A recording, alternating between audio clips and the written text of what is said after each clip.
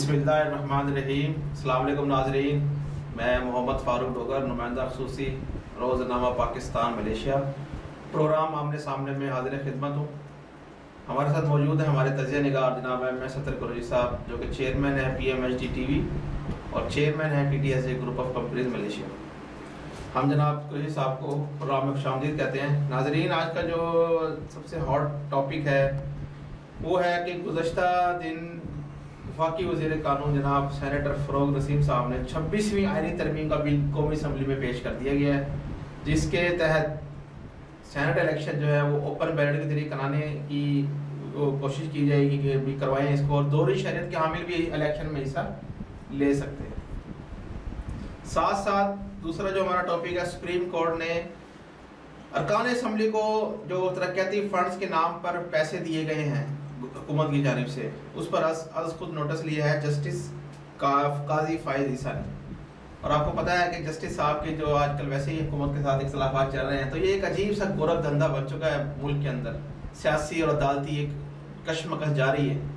تو ہم جناب قریشی صاحب سے پوچھیں گے اس سب کی جو وجوہات ہیں وہ کون شخص ہے جو اس سارے معاملے کا ایک مین کردار ہے، جس کی وجہ سے یہ معاملات خراب ہو رہے ہیں اور کچھ بھی ٹھیک نہیں ہو رہا ہے۔ جی قریشی صاحب۔ بسم اللہ الرحمن الرحیم ورفعنا لک ذکرک۔ السلام علیکم ناظرین، بہت شکریہ محترم فاروق ڈوگر صاحب، آپ نے بات کی ہے، 2-3 پوائنٹ آپ نے دی۔ اصل میں ساری صورتحال اس وقت جو ملک کی جو اسے کہتے ہیں نا گمبھیر صورتحال ہوئی ہوئی ہے، جی جی، اور ہر آدمی جو ہے اپنا راگ الاپ رہا ہے۔ اب کسی کے پاس جو ہے وہ کوئی ٹھوس اقدامات کرنے کے لیے پلاننگ کی بھی نہیں ہے پہلے سے۔ دیکھیں، جو بھی کوئی اقدام کرنے ہوتے ہیں اس کے پہلے سے پلاننگ کی جاتی ہے کہ بھئی ہم نے یہ کام کرنا ہے، اور پھر یہ بھی دیکھنا ہوتا ہے کہ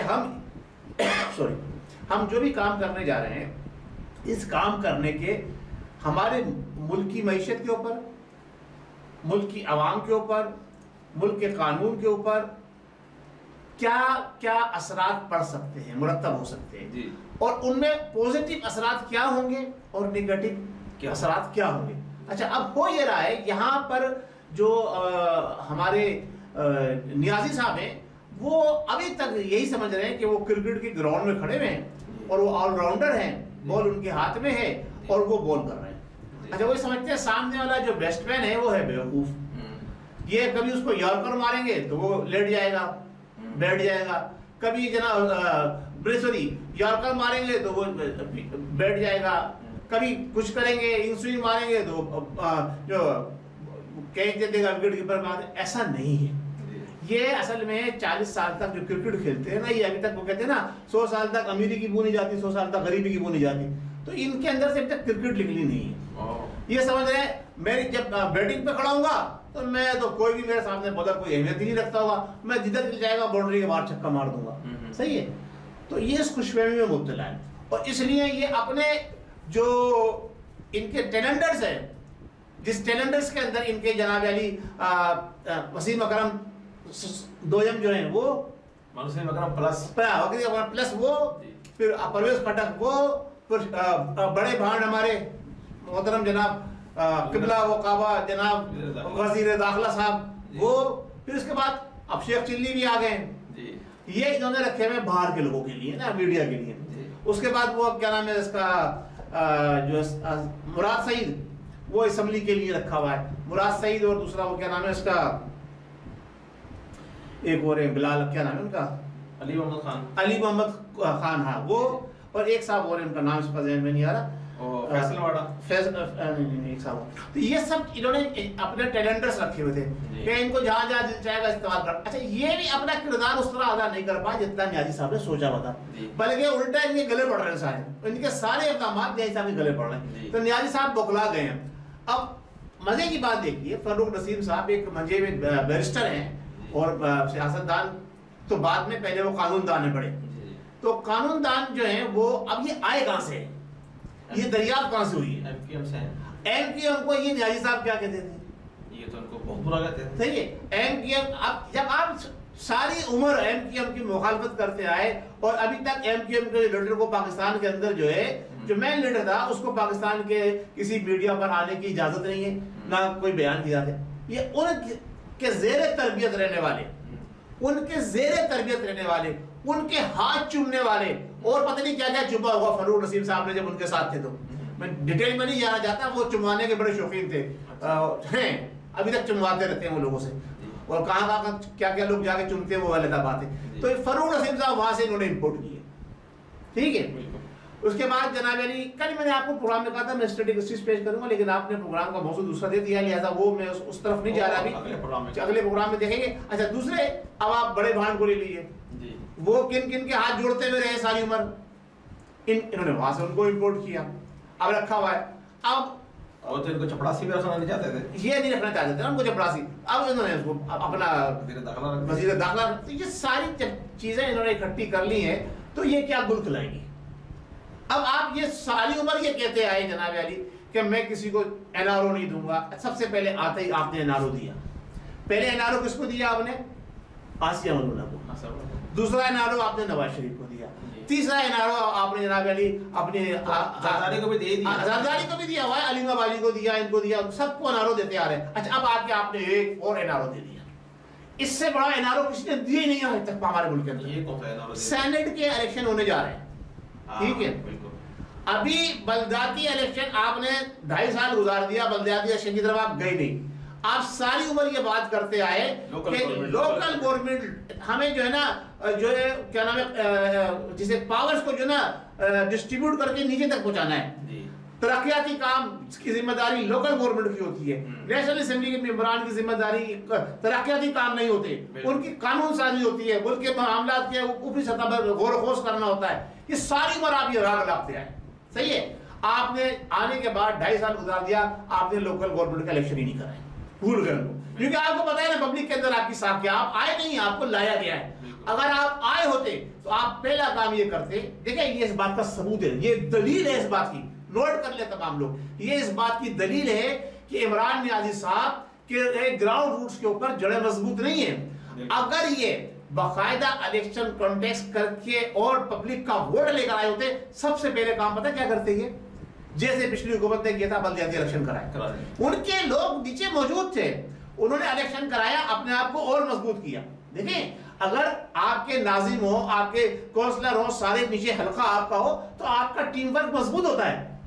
آپ کے پاس تو تھے ہی نہیں، اس لیے آپ نے 2.5 سال گزار دیا. اب آپ سپریم کورٹ کی ہل جل کی وجہ سے، لوگوں کے شور غل کی وجہ سے آپ نے خامخواہ یہ پیش کر دیا جی ہم الیکشن کرانا چاہتے ہیں ستمبر اکتوبر میں. وہ اس کے بعد سینٹ کے الیکشن کے بعد. اب آئیے بات جو آپ بات کر رہے ہیں، جو بل پیش کیا فاروق نسیم صاحب نے قومی اسمبلی کے اندر جناب علی، آپ اوپن بیلٹ. اچھا ایک چیز سمجھ نہیں، آپ کی بات کر رہا ہوں، یہ 28ویں کے بعد تو 29ویں ترمیم بنتی ہے، پھر اس کے بعد 30ویں ترمیم بنتی ہے، پھر 18ویں ترمیم تھی، 18ویں ہے، یہ 26ویں ترمیم کہاں سے آ گئی ہے؟ پتہ نہیں، یہ انہوں نے خود ہی نام دے دیا. درمیان والی ترمیم میں کہاں ہے؟ وہ کی ہوں گی، انہوں نے کہا رکھی ہوں گی، اس کو کرنا پڑے گا. کو پتہ ہی نہیں یا کوئی فیگر ان کی ایسی بنی ہوگی جس کو انہوں نے نام دے دیا 26ویں ترمیم.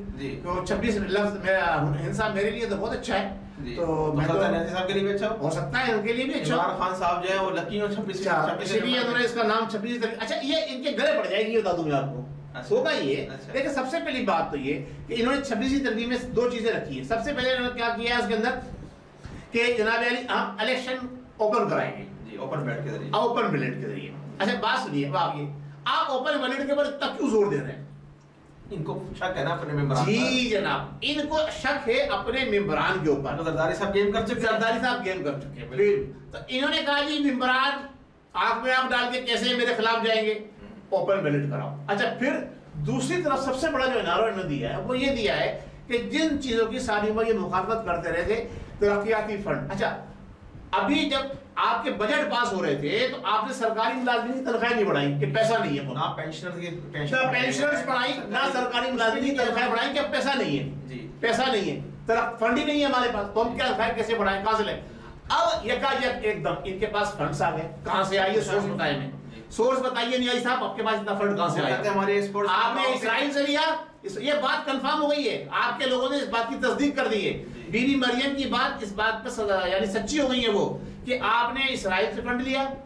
آپ کی پارٹی کے ذمہ دار نے بتایا، آپ ہی کی پارٹی کے ذمہ دار نے بتایا کہ آپ نے انڈیا سے بھی فنڈ لیا، اور یہی بات مریم نواز نے کہی تھی، وہ بات سچ ثابت ہو گئی ہے. اب آپ نے گیم کھیلا وہ اب تو میرے ایم این اے بھی ٹوٹ رہے ہیں، اب میں کیا کروں گا؟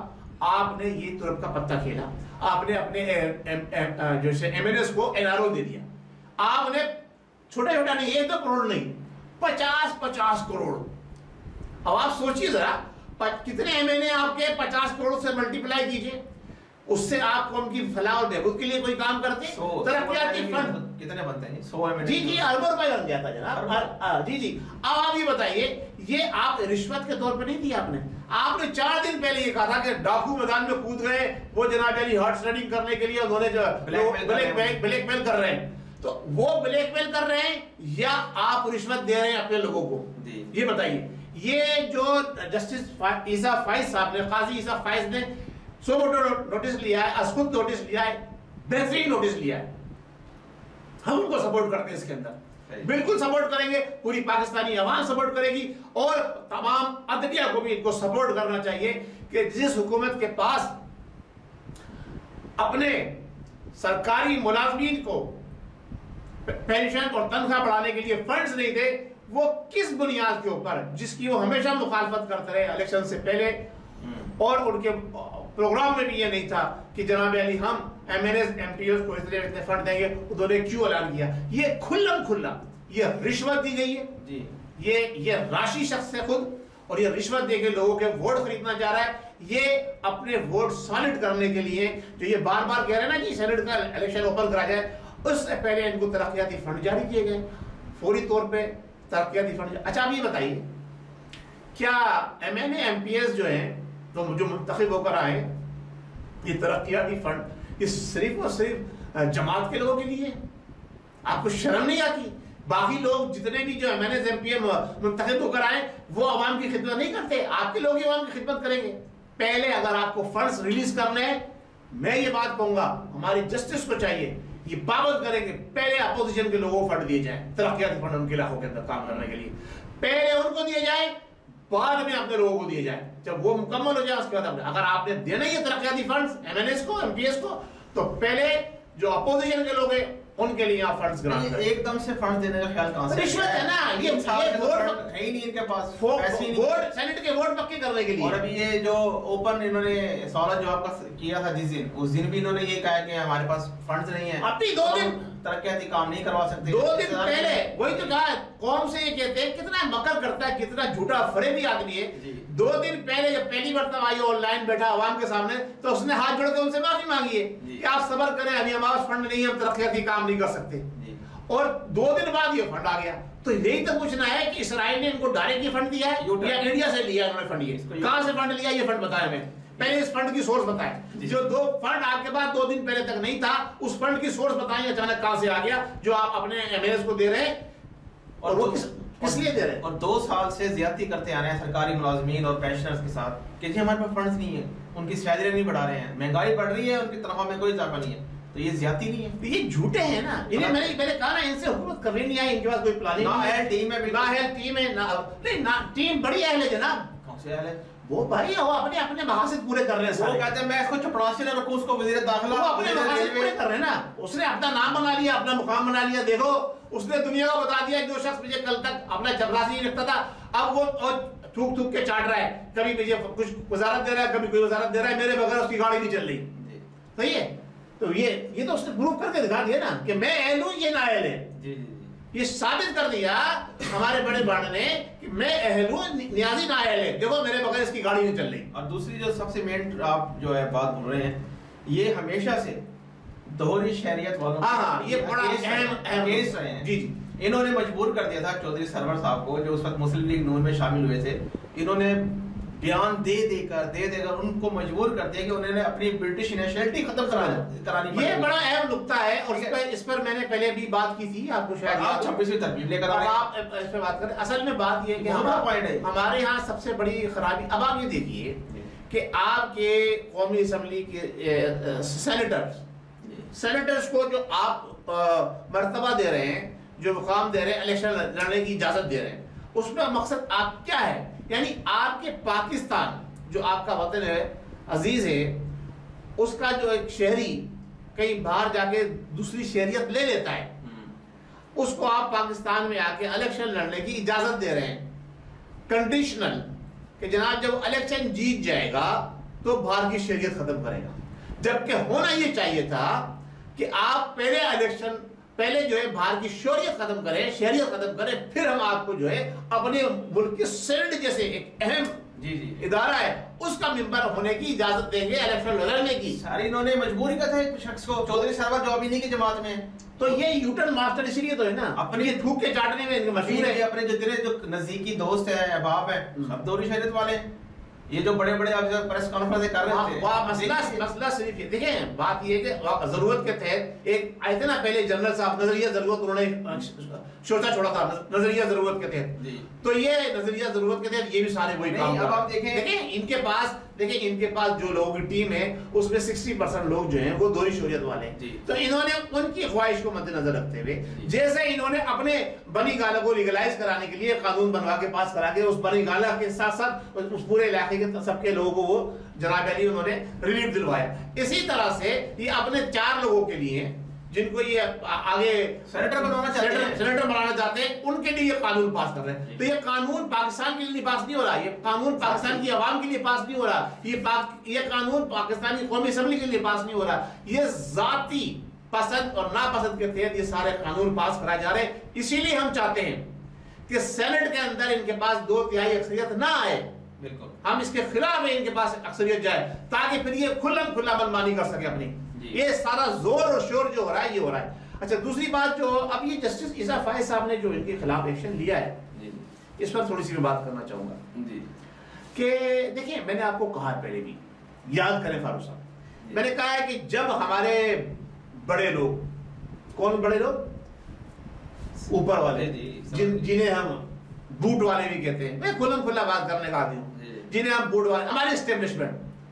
جب تک کسی کے ساتھ ہوتی ہے نا تو اس کے خلاف کیس وغیرہ نہیں کھلتے ہیں، اور جب اس کے خلاف کوئی قانونی کارروائی ہونے لگے تو یہ سمجھے کہ اب انہوں نے اس کا ہاتھ اٹھا لیا، تو اب ان پہ سے ہاتھ اٹھ گیا ہے، اب ان کے دن گنے جا رہے ہیں۔ اب میں آج آپ کے اس پروگرام میں جو ہے ایک اپنا تجزیہ پیش کر رہا ہوں کہ کیا ہونے جا رہا ہے۔ ناظرین آپ اس کو پسند کریں یا نا پسند کریں، آپ اس سے متفق ہو یا نہ ہو، میری اپنی سوچ ہے، میں اپنی سوچ کے مطابق اور جو میں اسٹڈی کرتا ہوں، جو صورتحال مجھے نظر آ رہی ہے اس پر میں تجزیہ پیش کرتا ہوں گراؤنڈ ریئلٹی کو سامنے رکھتے ہوئے۔ اب ہونے یہ جا رہا ہے، زرداری صاحب وہ کہتے ہیں نا ایک زرداری سب پر بھاری، تو وہ بھاری پڑ گئے، اچھا آپ کی ڈیل ہو گئی ہے، بالکل جناب ان کے معاملات طے ہو گئے۔ پرائم منسٹر جو ہے وہ پاکستان کا لازمی طور پر، میں بتا رہا ہوں آپ کو، یہ نوٹ کر لیں آپ کہ وہ next prime minister Peoples Party سے ہوگا، اور اس میں 90% چانسز ہے کہ وہ ان سب لوگوں کو منہ پہ تھپڑ مارنے کے لیے، خاص طور سے ہمارے بڑے بانڈ کے منہ پہ تھپڑ مارنے کے لیے بلاول بھٹو زرداری کو پرائم منسٹر بنائے۔ اچھا جی جناب، Bilawal Bhutto Zardari next prime minister of Pakistan, note کر لیجیے میری بات کو، نوٹ ہوگی جناب۔ دوسرا چیئرمین سینٹ یوسف رضا گیلانی صاحب، ہمارے شہر کے ہمارے سائی ہیں جناب، سائی آپ کیوں کچھ بھی ہو۔ اچھا اب مسئلہ آ رہا ہے صدارت کا منصب کون سنبھالے گا؟ زرداری آئے گا؟ نہیں جناب، اچھا ہاں اس وقت زرداری نہیں آ رہا، زرداری تو باہر سے بیٹھ کے سب کے ڈورے لائے گا، وہ پرائم منسٹر اس کا آ گیا نا، سینٹ کا چیئرمین اس کا آ گیا، اس کو اپنے، اب اس کے اوپر جو مسئلہ بھی اٹکا ہوا ہے۔ اچھا ابھی جو ڈیلنگ چل رہی ہے، جو بات چیت ہو رہی ہے، مولانا فضل الرحمان صاحب بڑے ہاتھ پیر مار رہے ہیں کہ مجھے جناب علی سینٹ میں لایا جائے یا کچھ اس طرح کی، وہ ان کی وہ فارغ ہوئے۔ اب آ گئی مسلم لیگ۔ اچھا مسلم لیگ میں یہ ہے شہباز شریف صاحب تیار ہے کہ جناب علی صدر وہ بن جائے، اور وہ بن سکتے ہیں اور بڑے اچھے ثابت ہو سکتے ہیں، صحیح ہے، صدر پاکستان شہباز شریف صاحب۔ اب یہ صدر کا معاملہ جو ہے نا یہ اٹکا پڑا ہوا ہے۔ اچھا ہمارے ادارے جو ہے نا وہ کسی بھی طرح سے، سن لیجیے میری بات، ہمارے ادارے کسی بھی طرح سے مسلم لیگ کو کوئی سیٹ دینا نہیں چاہتے۔ اچھا تو یہ ایک تھوڑا سا پرابلم چل رہا ہے، یہ پرابلم چل رہا ہے، ورنہ یہ فروری کے اندر معاملہ سیٹ ہو جانا تھا، جنوری میں ہی ہو جانا تھا، سارا معاملہ طے ہو چکا۔ ابھی صدارت کا منصب جو ہے نا اس کے لیے جو ہے غور و خوض ہو رہا ہے، ہو سکتا ہے کوئی باہر سے آدمی لے آئے، کوئی صدر تو ہو گئی ڈمی، یا کوئی دیکھے کیا بنتی ہے، کس پہ اتفاق ہوتا ہے۔ چودھری نثار صاحب بھی ہاتھ پیر مار رہے ہیں، چودھری نثار صاحب ایکٹیو ہو گئے، وہ بھی ہاتھ پیر مار رہے ہیں۔ اچھا پھر احسن اقبال صاحب بھی امیدوار ہیں کوئی اچھی انہیں وہ مل جائے. صحیح ہے. اور اب بی بی مریم جو ہے نا وہ اس بات پہ تلبلا رہی ہیں, وہ صدر تو بن نہیں سکتی. اچھا صحیح ہے. مسئلہ جو ہے دوسرا یہ بھی کا صدر تو بن نہیں سکتی, پرائم منسٹر کو بنایا نہیں جائے گا.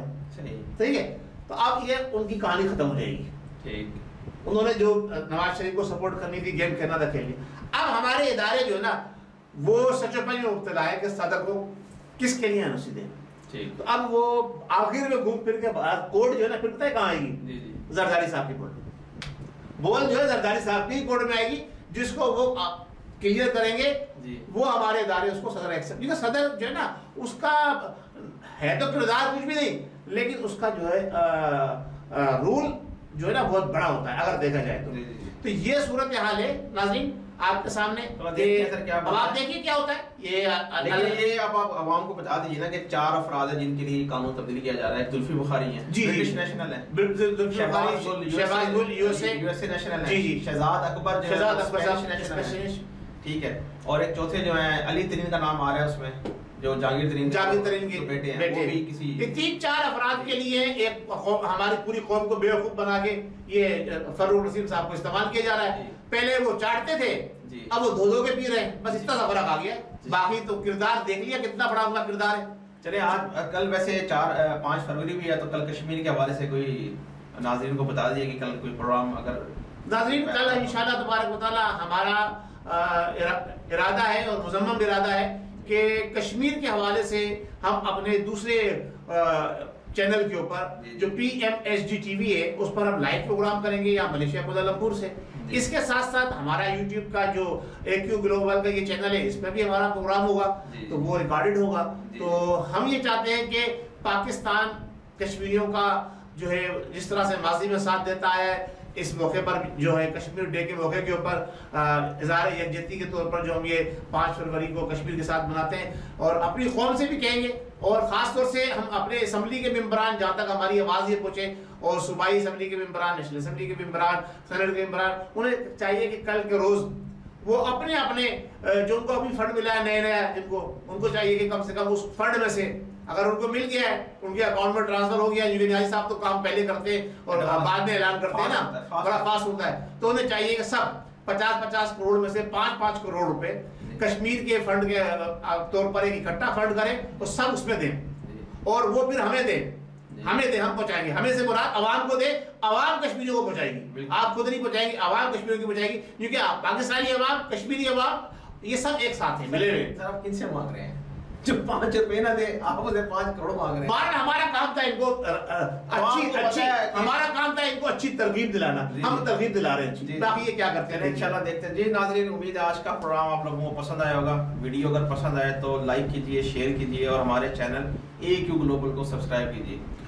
تو اگلے پروگرام تک کے لیے مجھے محمد فاروق ڈوگر اور جناب MS ستر صاحب کو اجازت دیجیے. اللہ ہمارا حامی و ناصر. پاکستان زندہ باد.